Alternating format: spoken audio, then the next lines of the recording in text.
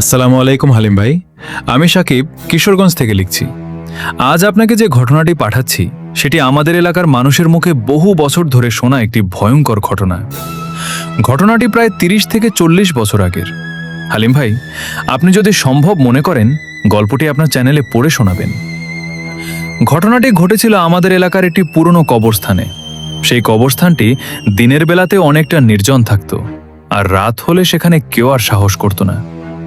সেই সময় গ্রামের ৪ যুবক সাকিব, রাসেল, হুমায়ুন ও রাব্বি একটি ভুল সিদ্ধান্ত নিয়েছিল। এক রাতে তারা জানতে পারে পুরনো কবরস্থানের একটি কবর বহু বছর ধরে অক্ষত অবস্থায় রয়েছে। কৌতূহল আর লোভের বশে তারা সেখানে গিয়ে কবর খুঁড়ে কঙ্কাল চুরি করার পরিকল্পনা করে। রাত তখন অনেক গভীর। ৪ জন হাতে কোদাল নিয়ে নিঃশব্দে কবরস্থানের দিকে এগিয়ে গেল। কবরস্থানের কাছে পৌঁছাতেই রাসেল হঠাৎ থেমে বলল, তোরা কি শুনলি? হুমায়ুন বলল, কি? রাসেল চারপাশে তাকিয়ে বলল, মনে হলো কেউ আমাদের পেছন থেকে হাঁটছে। রাব্বি হেসে বলল, ভয় পাস না, চল কাজ শেষ করে এখান থেকে বের হয়ে যাই। তারা আবার এগিয়ে গেল। কবর খোঁড়া শুরু হলো।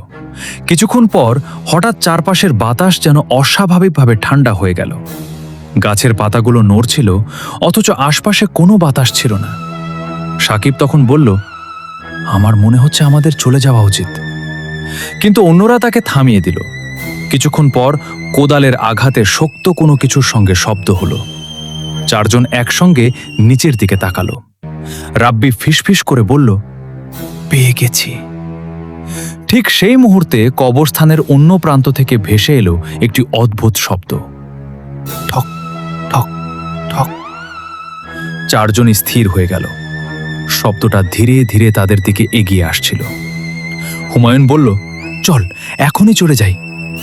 কিন্তু তখনই তাদের পেছনে মাটির ওপর ভারী কিছু পড়ার মতো শব্দ হলো।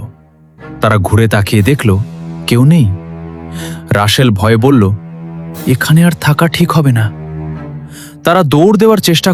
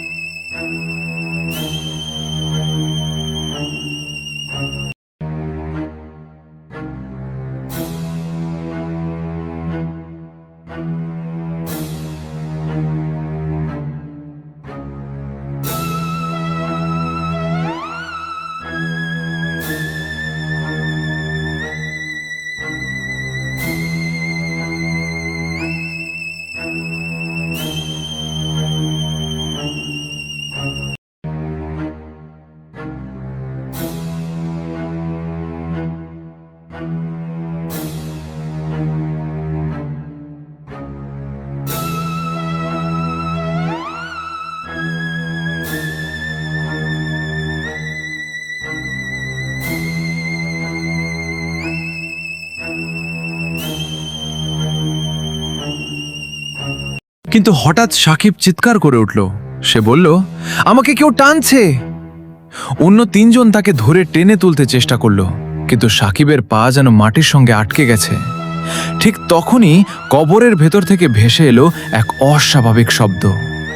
চারজনের সাহস এক্কেবারে ভেঙে গেল। রাব্বি চিৎকার করে বলল, যা নিয়েছিস রেখে দে, আমাদের যেতে দে। এরপর হঠাৎ চারপাশ নিস্তব্ধ হয়ে গেল। সাকিবের পা যেন মুক্ত হয়ে গেল। চারজন আর পেছনে না তাকিয়ে কবরস্থান থেকে দৌড়ে গ্রামের দিকে চলে গেল। পরদিন সকালে গ্রামের কয়েকজন মানুষ কবরস্থানে গিয়ে দেখতে পান একটি কবর খোঁড়া অবস্থায় রয়েছে। সেই ঘটনার পর থেকেই গ্রামের মানুষের মধ্যে আতঙ্ক ছড়িয়ে পড়ে। রাতে কবরস্থানের আশপাশে অদ্ভুত শব্দ শোনার কথাও অনেকে বলতে থাকেন। তবে আসলে সেদিন রাতে কি ঘটেছিল তার নিশ্চিত ব্যাখ্যা কেউ দিতে পারেনি। আজ এত বছর পরও গ্রামের বয়স্ক মানুষরা সেই রাতের কথা মনে করলে আতঙ্কিত হয়ে পড়েন। আর সাকিবের কথায়, হালিম ভাই, আমি জানি না সেদিন আমরা আসলে কি দেখেছিলাম, কিন্তু ওই রাতের পর থেকে আমি আর কখনো কোনো কবরস্থানকে নিয়ে কৌতূহল দেখাইনি। হালিম ভাই, এটাই ছিল কিশোরগঞ্জ থেকে আমার পাঠানো সেই পুরনো ভয়ঙ্কর ঘটনা। আপনি যদি গল্পটি আপনার চ্যানেলে পড়ে শোনান, তাহলে হয়তো অনেকেই বুঝতে পারবেন কিছু রহস্যের কাছে কৌতূহল নিয়ে যাওয়া ঠিক নয়। সাকিব, কিশোরগঞ্জ।